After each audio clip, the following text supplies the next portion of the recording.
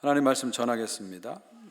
오늘 사도행전에서 5번째 시간이 왔습니다. 오늘 5번째 시간은 사도행전 3장 말씀입니다. 오늘 말씀은 성전에서 나면서부터 안진뱅이인, 나면서부터 그 지체 장애인인, 나면서부터 걷지 못하는 사람이 거기 있었습니다. 그때 베드로와 요한이 가다가 그를 보고 나사렛 예수 그리스도 이름으로 일어나 걸어라 하면서 걸어난 기적의 이야기입니다. 사도행전 전체에서 첫 번째 기록된 기적이고요. 사도행전에 많은 기적들이 앞으로 나올 텐데 그 중에서 가장 중요한 기적이 이제 오늘 사건이라고 볼 수 있습니다. 자, 한국 교회에서는 이 사람을 가리켜서 옛날부터 안진뱅이 이렇게 많이 얘기했죠. 또 우리가 오랫동안 사용한 개역 성경에도 안진뱅이다 이렇게 얘기를 했습니다. 근데 이제 새로 번역된 개역 개정에서는 걷지 못하는 이 이렇게 바꾸고요. 또 설교 시간에도 안진뱅이라는 단어를 거의 쓰지 않죠. 왜냐하면 이 단어가 장애인을 비하하는 용어이기 때문에 더 이상 쓰지 않고 이제 걷지 못하는 지체 장애인 이렇게 쓰게 됐습니다. 옛날 개역 성경 한번 보면요, 마태복음 11장 5절 보시면요, 소경이 보며 안진뱅이가 걸으며 문둥이가 깨끗함을 받으며 귀머거리가 들으며 죽은 자가 살아나며 가난한 자의 복음이 전파된다 하라.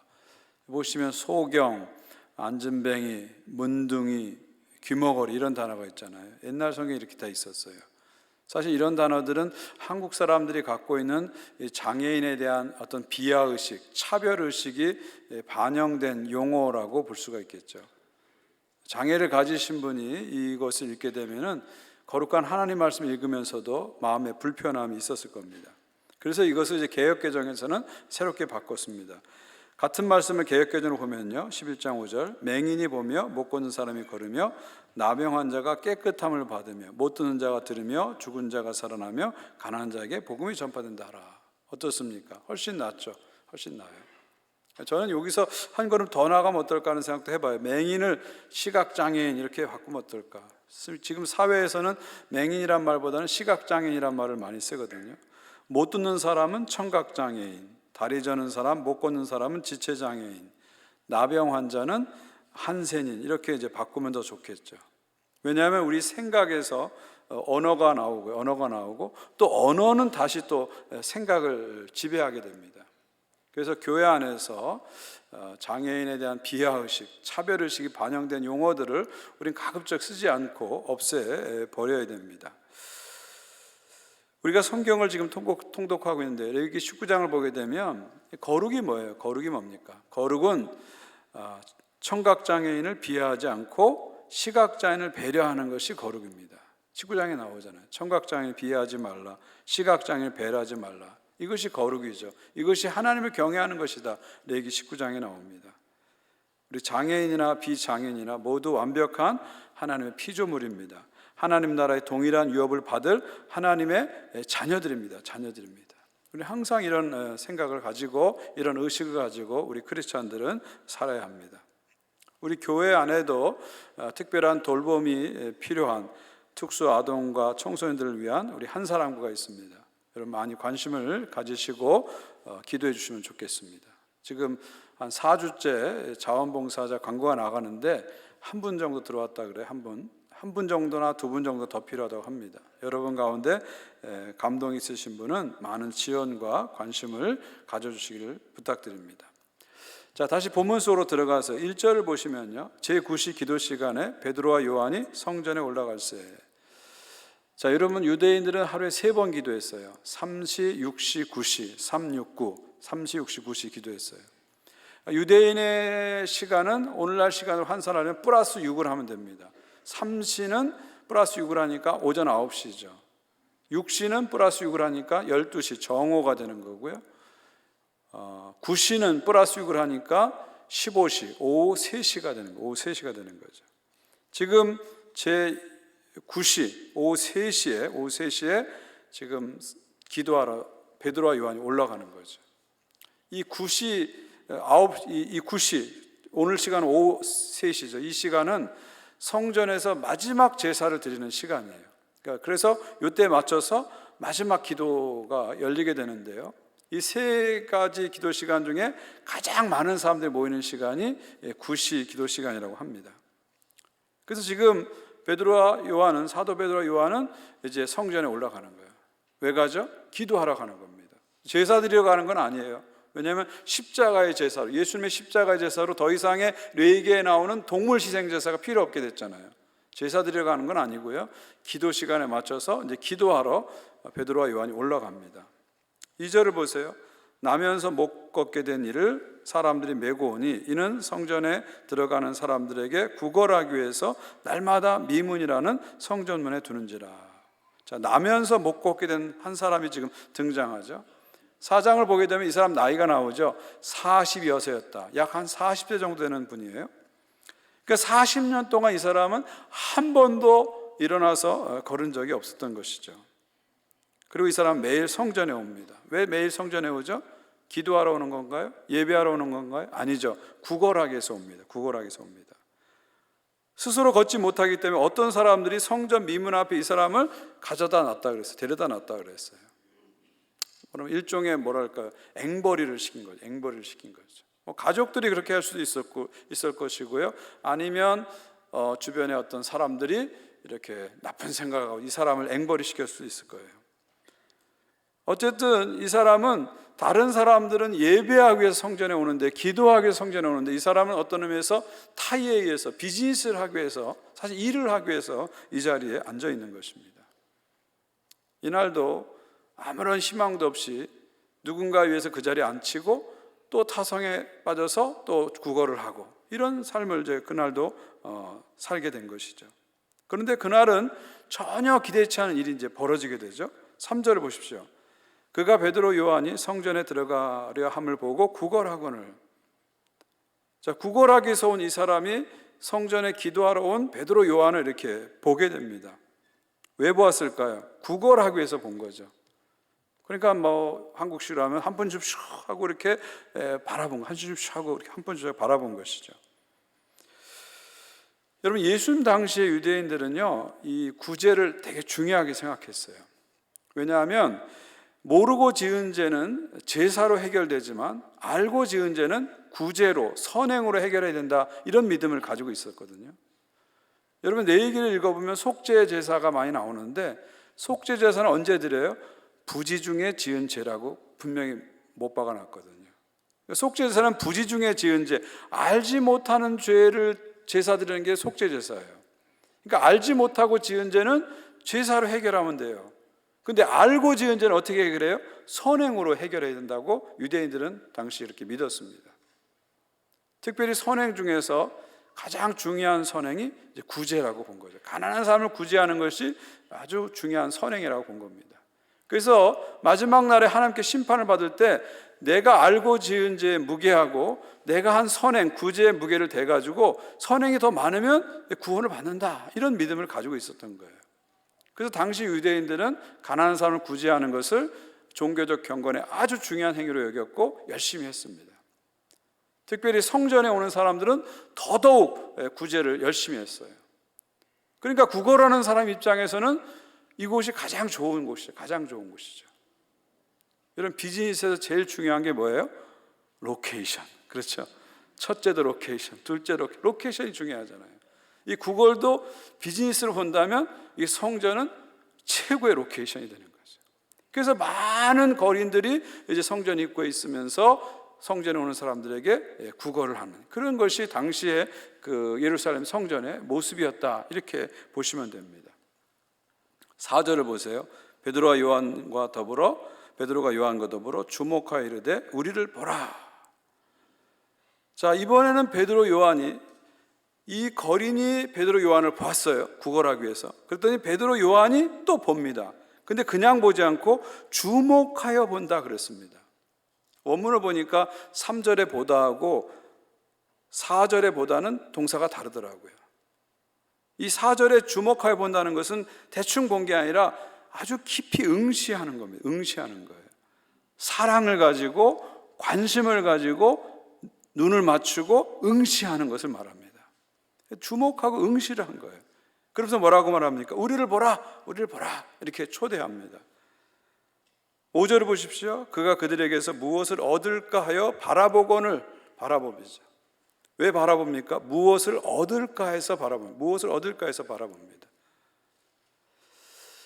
저는 3절과 5절 이렇게 읽으면서 재밌는 걸 하나 발견했어요. 3절부터 5절을 보시면요, 3절에도 보다라는 동사가 나오죠. 보고 나오죠. 4절에도 주목하여 우리를 보라, 보다라는 동사가 나오고요, 5절에도 봐라, 보고는, 이런 보다라는 동사가 각 절마다 나옵니다. 원문으로 찾아보니까 이 동사가 각각 다른 동사를 쓰고 있더라고요. 분석해 보니까요, 거린이 베드로 요한을 보는 것은 그냥 보는 거예요. 그냥 보는 거예요. 그냥 지나가니까 보는 거예요. 뭔가 얻으려고 이렇게 보는 거예요. 근데 베드로 요한이 보다 할 때 동사는요, 그냥 보는 것이 아니라 주목해서 보는 거예요. 응시하는 겁니다. 사랑과 관심을 가지고 이렇게 눈여겨보는 그런 동사를 사용하고 있는 것을 볼 수가 있습니다. 여기서 우리는 중요한 한 가지를 발견하게 되죠. 기적이 일어나기 전에 먼저 이 사람과 베드로 사이에 뭐가 있었어요? 눈맞춤이 있었다는 거죠. 이 사랑의 눈맞춤이 있었다는 거죠. 그 눈맞춤에서 이제 기적이 시작됐다고 볼 수 있죠. 사진 한 장을 보여주면요, 영화의 한 장면인데, 이 본문을 갖고 영화를 한 것을, 그 한 장면인데, 보시면 알겠지만 이 베드로하고 요한이 이 거린과 이 눈을 맞추고 있잖아요. 시선이 이렇게 같이 가고 있잖아요. 특별히 베드로는 무릎 꿇고 앉아가지고 이 사람과 눈높이를 맞추고 이 사람이 이렇게 지금 보고 있습니다. 저는 여기서 기적이 시작됐다고 봐요. 이 거린과 베드로의 그 눈맞춤, 이 사랑의 눈맞춤에서 결국 기적이 시작된 것이죠. 여기서 기적이 시작된 것이죠. 어떤 의미에서 이 눈맞춤이 기적을 일으키기 위한 예열을 한 거죠. 그리고 그 다음에 이제 기적이 일어나게 되는 것입니다. 한번 여러분 삶에는 어떻습니까? 이런 눈맞춤이 있습니까? 요즘은 잘 눈을 안 맞추는 것 같아요, 서로. 그죠? 우리 젊은이들도요, 같이 앉아있는데 얼굴 보고 안 하고 카톡으로 얘기를 하고, 같이 앉아있는데 텍스트로 얘기하고 그래요. 희한해요. 저는 그걸 많이 봤어요. 같은 공간에 있는데 애들이 조용히 있어요. 왜 이렇게 조용히 있는데 이걸로 얘기하고 있더라고요. 자꾸 눈을 보고 얘기하는 것이 점점 사라지고 있어요. 부부간에도 얘기할 때 등을 돌리고 얘기하고, 텔레비전 보면서 얘기하고, 핸드폰 보면서 얘기하는 거예요. 자기 와이프는 안 보고 남의 여자를 보면서 얘기를 하고 있는 거예요. 이상하게. 이게 오늘 우리 현실입니다. 어떤 의미에서 우리 삶에서 이렇게 사랑의 응시, 눈맞춤이 점점점 약해지고 사라지고 있어요. 저도 이렇게 주일날 예배 끝나고 나면 아가페 센터도 가고 여기 다니면서 많은 성도들을 만납니다. 악수도 하는데, 어떻게 보면 많은 분들을 만나다 보니까 눈맞춤을 하고 이렇게 인사드리지 못할 때가 많아요. 그냥 건성으로 집사님 잘 지냈어요? 별일 없으시죠? 이러고 지나갈 때가 많아요. 제가 오늘 본문을 이렇게 묵상하면서 이 눈맞춤이라는 게 이 기적의 시작이라는 걸 깨달으면서 많이 반성을 했어요. 앞으로는 이제 눈을 잘 맞추고 정말 성도님들 눈 속에 있는 그 눈물과 아픔과 이야기를 좀 들을 수 있는 그런 목사가 돼야 되겠다, 그런 다짐을 해봅니다. 혹시 제가 여러분의 눈을 뚜렷하게 쳐다보더라도 당황하지 마시고요. 째려보는 게 아니라 사랑으로 보는 거니까 그렇게 이해해 주시면 좋겠습니다. 여러분, 눈맞춤이 기적입니다. 눈맞춤이 사랑입니다. 사랑은 거창한 게 아니에요. 사랑은 눈맞춤입니다. 내가 가던 길을 멈추고 상대방의 눈을 봐주는, 이게 사랑 아니겠어요? 내가 하던 일을 멈추고 상대방의 눈을 이렇게 봐주는 거, 이것이 사랑이죠. 이 눈맞춤에서 기적이 나타나는 겁니다. 회복이 나타나고 관계가 회복되는 것이죠. 부부간에도 눈을 맞추기 시작하면 이 사랑의 회복이 일어나죠. 부모와 자식 간에도 눈을 맞추기 시작하면 회복이 일어나고요. 우리 형제 자매들 간에도 자꾸 눈을 맞추고 얘기하기 시작할 때 거기서 회복이 일어납니다. 어느 대학에서 재밌는 실험을 했어요. 자원봉사자를 모집해서 이제 자원봉사를 시키는데 두 그룹으로 나눴어요. 한 그룹은 그냥 자원봉사하게 했고요, 한 그룹은 눈을 맞추게 했어요. 두 사람씩 짝을 져가지고 2분씩 눈을 딱 맞추고 그 다음에 자원봉사를 시작했어요. 봉사가 끝난 다음에 다시 조사를 해보니까 눈을 맞춘 이 집단이 그렇지 않은 집단에 비해서 호감도가, 서로에 대한 호감도가 훨씬 높았다는 결과가 나왔어요. 심지어 그 중에 한 쌍은 서로 눈이 맞아가지고 결혼까지 했대요. 네. 눈 맞춤이라는 게 중요한 겁니다. 눈을 맞추고 누군가 이렇게 응시해주고 바라보면서 그 사람 속에 내가 들어가고 그 사람의 이야기 속에 들어가면서 거기서 놀라운 치유와 회복의 기적이 나타나는 거죠.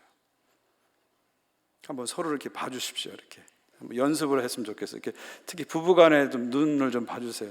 피하지 마시고 이렇게 눈을 잠깐 보시고 옆에 분도 잠깐 눈을 보시고 잠깐 응시를 해주세요. 째려보지 마시고 살짝 응시를 해주시고 서로에게 한번 고백해 주세요. 사랑합니다. 축복합니다. 한번 인사했으면 좋겠어요.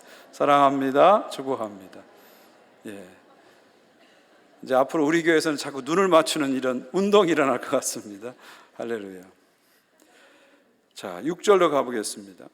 오늘 본문 중에 가장 중요한 요절인데요. 우리 다 같이 함께 한번 읽겠습니다. 시작. 베드로가 이르되 은과 금은 내게 없거니와 내게 있는 이것을 내게 주노니 나사렛 예수 그리스도의 이름으로 일어나 걸으라. 예, 놀라운 말씀이죠. 은과 금은 내게 없거니와 내게 있는 이것을 내게 주노니 나사렛 예수 그리스도의 이름으로 걸으라. 놀랍고 담대한 선포입니다. 이 이야기를 그 거린의 입장에서 한번 들어보면 어떻을까요? 은과 금은 내게 없거냐 이 말했을 때 아마 이 사람은 크게 실망했을 거예요. 돈을 바라보고 베드로를 봤는데 베드로가 은과 금이 없다 그러니까 실망했을 거예요. 근데 그 다음 말 내게 있는 것을 내게 주노니 이 말을 듣는 순간 묘한 기대감이 생겼을 거예요. 아, 저 사람이 은과 금이 없지만 더 좋은 게 있어서 그걸 나에게 주겠구나 하는 기대감을 가졌을 거예요. 근데 그 다음 말씀 나사렛 예수 그리스도의 이름으로 이 말을 듣는 순간 또 실망했을 거예요. 아니 얼마 전에 선지자 노릇하다가 십자가에 죽은 갈릴리 사람 얘기 아닌가? 그 사람이 나한테 뭘 주겠는가 하면서 실망했을 거예요. 그 다음에 마지막 말은 그를 완전히 당황하게 만들었습니다. 일어나 걸으라. 이 말은 당황하게 만들었을 거예요. 왜 그랬을까요?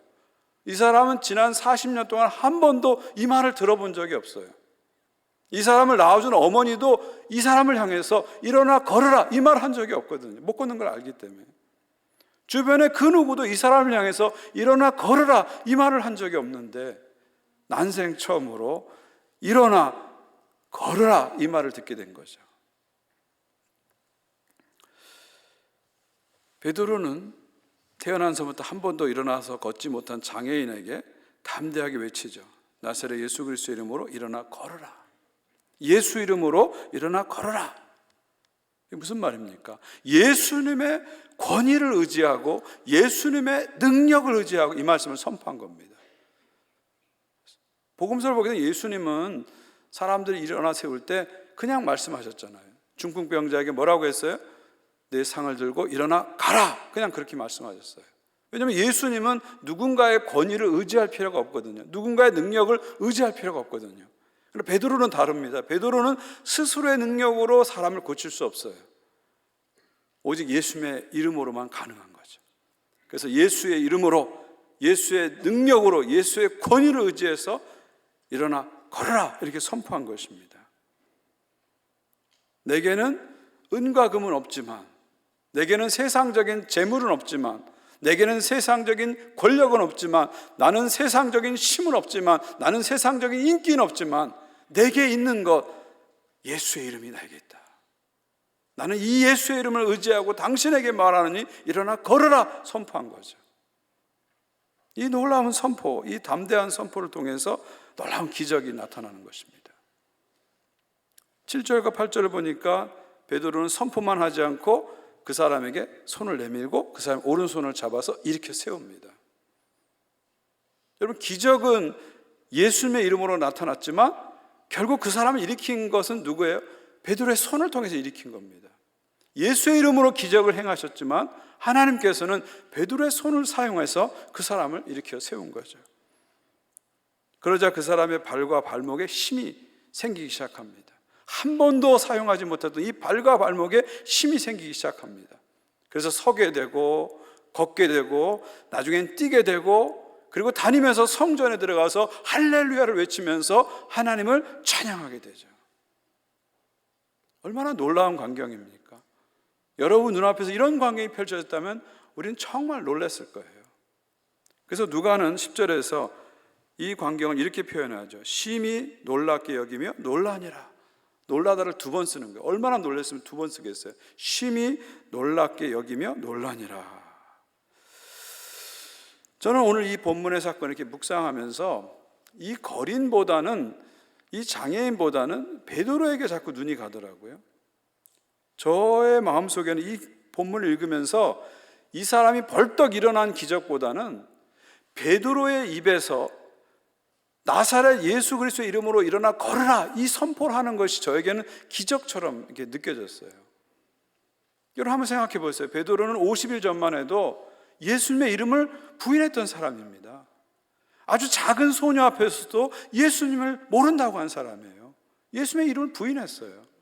그랬던 그가 갑자기 담대하게 나사렛 예수 그리스도의 이름으로 일어나 걸으라 선포하고 있습니다. 놀라운 변화 아닙니까? 더 이상 은과 금을 의지하지 않고 예수님을 의지하는 사람으로 그가 바뀐 것입니다. 더 이상 은과 금을 목표로 해서 살지 않고 예수님을 목표로 하는 사람으로 그가 바뀐 거예요. 더 이상 사람들을 두려워하지 않고 세상을 두려워하지 않고 담대하게 예수님의 이름을 선포하는 사람으로 바뀐 거예요. 이 얼마나 놀라운 기적입니까? 걷지 못한 사람이 일어난 기적보다 베드로의 입에서 이 고백이 나온 것도 저는 큰 기적이라고 봅니다. 어떻게 이런 일이 생겼을까요? 오순절 성령 강림 때문이죠. 성령이 임하자 베드로가 성령에 충만해서 담대함이 생긴 거예요. 그렇게 겁정이었고 예수의 이름을 부인했던 사람이 성령 충만하자 담대해진 겁니다. 세상을 두려워하지 않고 사람을 두려워하지 않고 자기 안에 있는 예수의 이름의 그 놀라운 힘, 사람을 위해서 십자가에서 죽으시고 부활하신 예수의 그 놀라운 능력의 이름을 믿게 된 거예요. 담대하게 믿게 된 거예요. 그러면서 그의 입에서 그 이전에 나오지 못했던 말이 나온 겁니다. 나사렛 예수 그리스도의 이름으로 걸어라 나오는 거죠. 우리가 예수를 믿어도 이런 고백을 못하는 경우가 많아요. 우리가 예수님의 이름을 믿는다고 하면서도 예수님의 이름을 사용하지 않는 분들이 너무 많아요. 왜 그럴까요? 성령 충만하지 않아서 그래요. 내 생각에 사로잡히고 내 감정에 사로잡히고 상황에 사로잡히고 세상에 묶여 살면은 이 고백이 안 나오는 거예요. 근데 성령 충만하게 되면 이 고백이 터져 나와요. 유혹이 찾아올 때 옛날에는 그 유혹에 쉽게 넘어갔는데 이제는 나사렛 예수 그리스도 이름으로 유혹을 물리치게 되는 거죠. 걱정과 근심이 찾아오고 사람들의 비난과 공격이 찾아올 때 옛날에는 그냥 시름시름 알았는데 이제는 나사렛 예수 이름으로 물러가라 하고 선포하게 되는 겁니다. 그건 담대함이 생기는 거죠. 저는 저와 여러분이 예수님의 이름을 가슴에만 간직하지 말고요, 성령의 능력을 의지해서 담대하게 선포하시고 사용하시기를 주의 이름으로 축원드립니다. 이 강력한 이름, 존귀한 이름, 능력의 이름, 구원의 이름을 그냥 갖고 있지 마세요. 자꾸 그 이름을 사용하세요. 어려움이 올 때마다 예수의 이름으로 물러가라 선포하세요. 환자를 보고 어려운 사람을 볼 때마다 여러분의 능력을 의지하지 말고 예수님의 이름을 의지하고 담대하게 선포하고 기도해 주세요. 그럴 때 하나님께서 여러분을 통해서 놀라운 역사를 이루실 줄 믿습니다. 이 베드로의 이런 모습은요, 어떤 의미에서는 초대교회의 모습을 대표적으로 보여주는 겁니다. 초대교회는요, 은과 금은 없었지만 예수의 이름을 가진 교회였죠. 그래서 예수님의 이름의 권세를 증거하고 선포하는 교회였습니다. 지금 성전에서 사도행전의 첫 기적이 걷지 못하는 사람을 걷게 하는 기적으로 나타나는 것은 의미가 있다는 생각이 들어요. 이건 지금 초대교회를 보여주는 거예요. 초대교회를 보여주는 거예요. 지금 성전, 이 사건이라는 성전은 어떤 곳이에요? 성전은 은과 금이 넘쳐나잖아요. 사람들이 제사들이 오면서 양을 갖고 오고 돈을 갖고 해서 돈이 넘쳐납니다. 은과 금이 넘쳐나요. 근데 거기에는 뭐가 없어요? 생명이 없고 능력이 없어요. 반대로 초대교회는 은과 금은 없어요. 은과 금은 없어요. 그러나 그들에게는 십자가에 죽으시고 부활하신 예수의 이름이 있습니다. 그러니까 그들에게는 생명이 있고 능력이 있는 것이죠. 오늘 이 사건은 초대교회 앞날을 보여주는 예고편과 같은 거예요. 앞으로 초대교회는 예수의 이름을 담대하게 선포하면서, 예수님의 이름만 의지하면서, 예수님의 이름만 선포하면서 세상 가운데서 예수의 이름만을 높이는 그런 공동체로 나갈 것이다. 형식적인 종교가 아니라 생명의 종교로 나갈 것이다. 살아있는 종교로 나갈 것이다. 치유와 회복을 세상 가운데 이루는 그런 공동체로 나갈 것이다. 이 모습을 이 첫 기적이 예고편으로 보여주는 것이죠. 교회사 속에서 내려오는 유명한 이야기가 하나 있습니다. 중세 시대 교황이 당시에 가장 뛰어난 신학자인 토마스 아퀴나스에게 금으로 화려하게 장식된 성 베드로 성당을 이렇게 보여주면서 이렇게 말했다고 합니다. 토마스, 이제 우리는 베드로 교황님처럼 은과 금은 내게 없거니와 이 말을 못하겠네, 이렇게 얘기했다는 거예요. 그러자 토마스 아퀴나스 신학자가 이렇게 말했다고 합니다. 은과 금은 내게 없거니와 이 말을 못하는 게 문제가 아니라 나사렛 예수 그리스도의 이름으로 걸으라, 이 말을 못하게 된 것이 문제겠죠. 아주 유명한 말을 남겼다고 합니다. 이건 중세의 교회 이야기인데요, 우리에게는 낯설지 않게 느껴집니다. 왜 그럴까요? 이 현대교회 모습을 보여주는 거죠. 어쩌면 한국교회 모습을 보여주는 것입니다.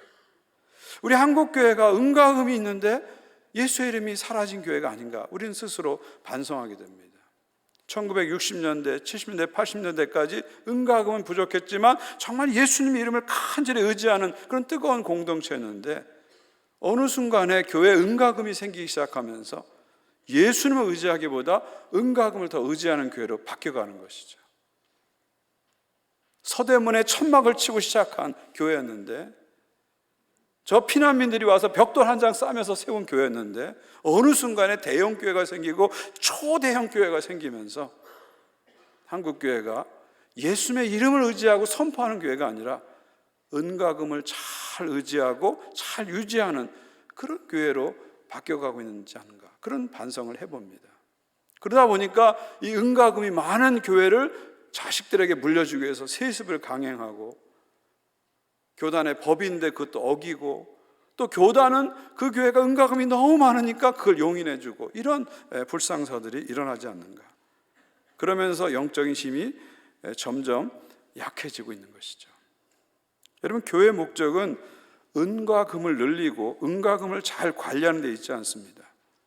교회의 목적은 예수님을 의지하고 예수의 이름을 높이는 데 있는 것을 우리는 생각해야 됩니다. 그러니까 교회는 절대로 메인터넌스 모드로 가면 안 돼요. 어떻게 보면 은과 금을 잘 관리하는 이쪽으로 가게 되면 교회 영성이 자꾸 약해집니다.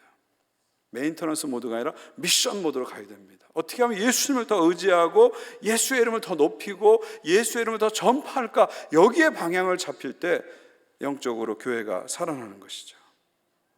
이건 우리 개인도 마찬가지입니다. 우리가 자꾸 은과 금을 의지하는 삶을 살게 되면 예수님을 의지하지 않게 돼요. 은과 금이 우리의 삶의 목표가 되게 되면 예수님이 우리에게서 점점 희미해져 갑니다.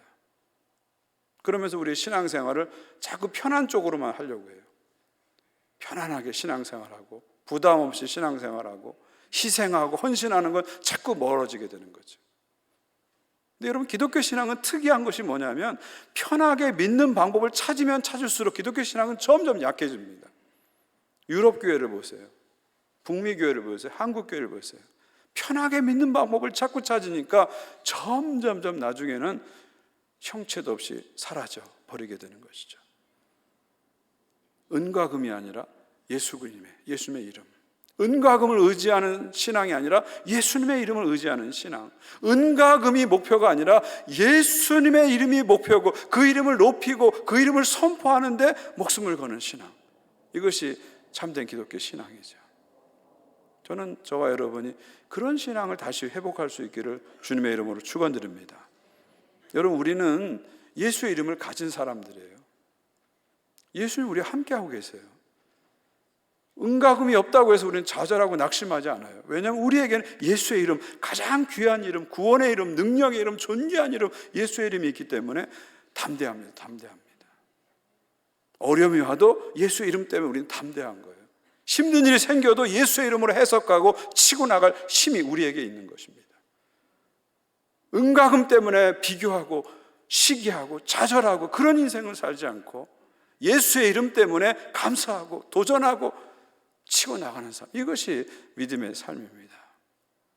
초대교회가 그렇게 살았고 주님께서는 우리가 지금도 그렇게 살길 원하고 오늘날의 교회가 그런 교회로 가길 원합니다. 은과 금이 아니라 예수의 이름 붙잡고 나가는 우리 모두가 되기를 주의 이름으로 축원드립니다.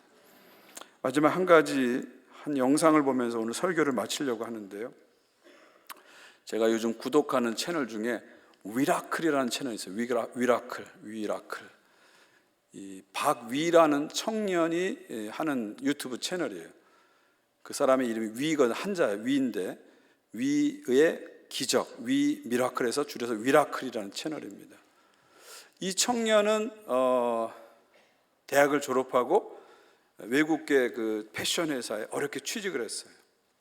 취직을 해가지고 처음엔 비정규직이었는데 열심히 일해가지고 드디어 어렵게 정규직이 됐습니다. 정규직 된 게 너무 좋으니까 친구들과 모여서 파티를 한 거예요. 근데 술에 만취가 돼가지고 건물에서 떨어졌어요. 그래서 목이 다쳐가지고 전신마비 장애인이 돼버렸습니다. 이걸 통해서 이 청년이 예수님을 새롭게 만나고 하나님을 새롭게 만나고 새로운 삶을 삽니다.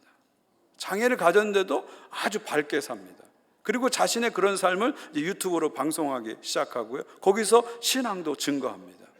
한 사람 한 사람 보기 시작하면서 지금은 68만 명의 구독자가 생겼어요. 그리고 한국의 네노라는 탑스타들이 이 청년과 같이 방송하기로 나옵니다. 한번 보세요. 아주 재밌어요. 이 청년이 자신의 삶에 일어난 일을 간증한 건데 잠시 보도록 하겠습니다. 유튜브 위라클 채널을 운영하고 있는 박위라고 합니다. 제가 약 5년 전에 굉장히 취업난이 어려운 시기에 회사에 취직을 하게 됩니다. 그때 저는 제 인생이 완전히 다 풀렸다고만 생각했던 것 같습니다. 그래서 저는 일주일 동안 일한 저에게 항상 주말에 세상적인 쾌락으로 저에게 보상을 주었어요. 술을 마시고 클럽도 가고. 제가 6개월 동안 인턴 생활을 하고 정직원 전환이 되었거든요. 갑자기 이제 정직원이 되니까 너무 기뻤어요. 그래서 친구들과 또 축하 파티를 열게 됩니다. 그날 제가 술을 마시고 필름이 끊기게 됩니다. 딱 눈을 떴는데요, 천장이 하얀 거예요. 중환자실이었어요. 제 몸이 보이는데 아무것도 안 느껴지고 움직일 수가 없는 거예요. 낙상사고로 인해서 목이 완전히 부러졌어요. 그래서 척수신경이 완전히 손상이 됩니다. 제 목을 수술하신 선생님께서 저한테 이렇게 말씀하셨어요. 앞으로 영원히 걷지도 못하고 손가락도 쓸 수 없을 겁니다. 그렇게 저는 전신마비가 하루아침에 되었습니다. 저는 제 자유의지로 술을 마시고 다쳤습니다. 그래서 저는 한 번도 하나님을 원망해 본 적이 없었어요. 그런데 제가 장애를 갖고 살아가면서 세상에 너무 힘든 사람들을 많이 봤습니다.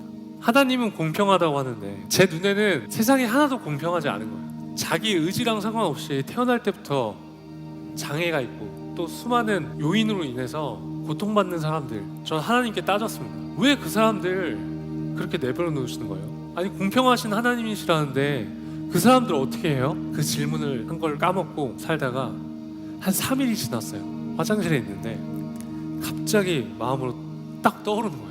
위야, 너가 가서 그 사람들 사랑하면 되잖아. 충격이었습니다.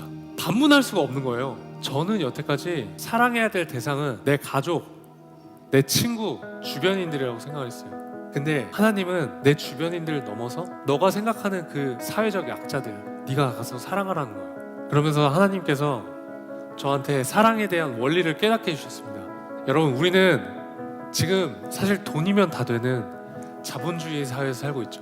그런데 여러분, 사랑은 돈이 없어도 줄 수 있습니다. 다리를 쓸 수 없고 손가락이 완전하지 않는 저도 당신을 사랑하기로 마음을 먹으면 사랑할 수 있습니다. 우리가 사랑하기로 마음을 먹으면 사랑할 수 있더라고요. 저는 그게 너무 충격적이었어요. 세상의 가치가 수반되지 않더라고요. 그게 하나님의 사랑이었습니다. 저는 다치기 전에는 별로 감사하면서 살지 못했던 것 같습니다. 근데 제가 전신마비가 되고 걸을 수 없게 되고 내 손으로 밥 먹을 수 없게 돼 보니까요, 예전에 내가 당연하다고 생각했던 그 일상들이 너무나 감사한 삶이더라고요. 지금 여러분의 삶 속에서 지금 이 숨 쉴 수 있는 상황, 걷고 손으로 밥 먹고 지금 이 시간들이 기적의 시간이라는 것을 여러분들께서 꼭 느끼셨으면 좋겠습니다.